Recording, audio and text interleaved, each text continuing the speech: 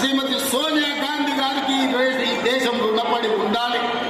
చట్టబద్ధత లేదు, అందుకే ఆహార భద్రత చట్టాన్ని పార్లమెంటులో తెచ్చి పేదవాడికి తినడానికి అవసరమైన అన్ని వసతులు ఏర్పాటు చేయాలని ఆహార భద్రత చట్టం శ్రీమతి సోనియా గాంధీ గారు పార్లమెంటులో తెచ్చి పేదవాడి ఆకలి తీర్చడానికి సోనియమ్మ చట్టాలు చేసింది.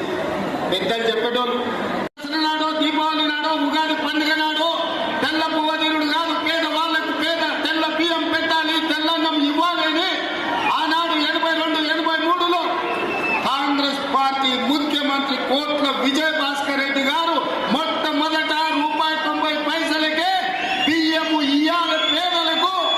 పండుగ రోజే కాదు, ప్రతిరోజు వాళ్ళ ఇళ్లలో పండుగ చేసుకోవాలి, తెల్ల పువ్వ పెట్టాలి అని మొట్టమొదట విజయ్ భాస్కర్ రెడ్డి గారు ఆలోచన చేసి పథకాన్ని తెచ్చింది. కానీ పథకం అమలయ్యే లోపల ఎన్నికలు వచ్చినాయి. ఎన్నికల్లో అన్న ఎన్టీఆర్ అధికారాన్ని చేపట్టింది. మిల్లర్లు సహకరిస్తలేరు. దీనికి ప్రధాన